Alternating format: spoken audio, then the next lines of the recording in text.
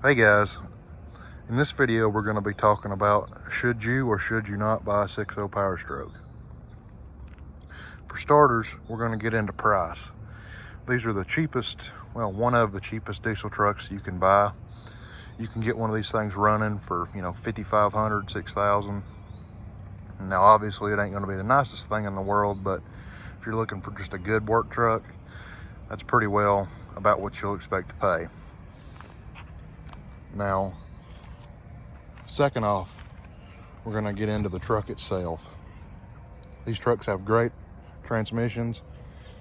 You can either get the ZF6 or you can get the 5R110. The ZF6 is a great transmission, and so is the 5R110.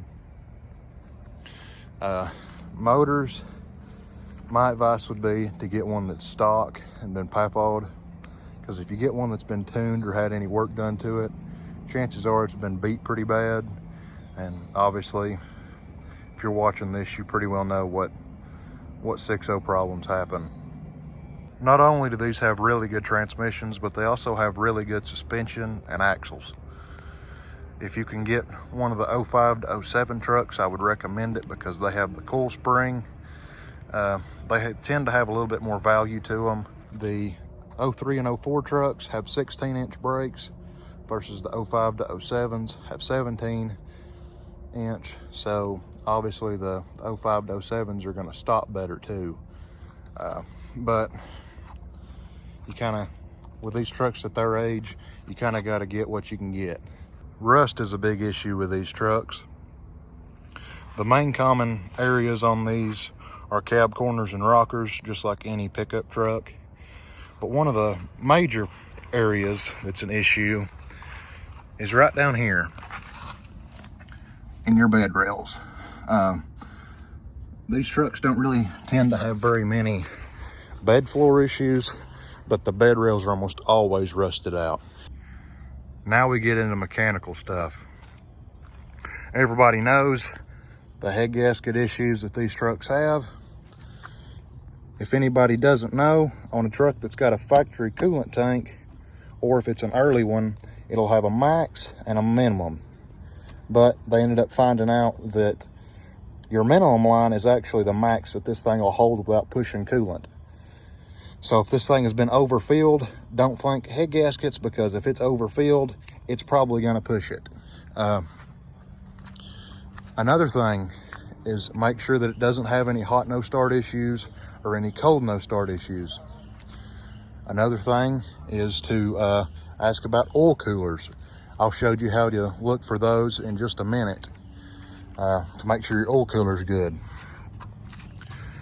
Besides that, these trucks are just like any other diesel truck. If at all possible, when buying your 6.0, bring a monitor with you. If you can borrow one from a buddy, or if you have one already, perfect. Your two main temperatures you want to look at is your coolant temp and your engine oil temp. The truck's not warm yet, but in a perfect world, you want 10 degrees. Realistically, 15 degrees is exactly where you want it. Anything more than 15 degrees of difference, you probably need an oil cooler. Sometimes you can get away with just back flushing them, but most of the time you need an oil cooler. And those are, both very labor intensive and very expensive. Another great thing to watch is trans temp. That's pretty self-explanatory. Another one, I don't have it pulled up here, but is FICM voltage. You want 48 volts to your FICM. You can go 1 volt each way. So if you're making, 47, you're okay. If you're making 49, you're okay. But you want around 48. Another thing to watch is your turbo boost. On the 05 to 07 6.0s, they have it on the cluster. The early ones like this one they don't, so you got to watch it on a monitor or on your gauges. Another thing to watch would be EGTs. Unfortunately, you can't watch that with the SCTs, but I know Edge makes an add-on to their products where you can monitor EGTs off their monitor. Something that a lot of people overlook and really don't know with 6.0s is, until it's too late, is the fact that a lot of these trucks run out of fuel at a quarter tank.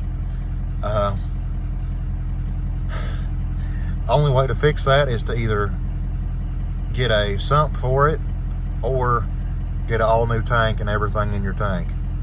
But don't be that guy to run out of fuel because you don't know that here is actually empty instead of here. In my opinion, one of the best parts of these trucks is the interiors. They hold up very well. Even being an 03, they have a lot of options too. This one's got heated seats, as well as miles till empty and your fuel mileage up there. As you can see, this truck's got 215,000 miles on it. Still got plenty of support in it, and starting to get a couple tears, but you know, it's got 215,000 miles on it, so you can't complain. I tried not to make this video too long. I hope you guys enjoyed. If you have any questions, feel free to leave a comment and I'll do my best to answer it. Have a great day, guys.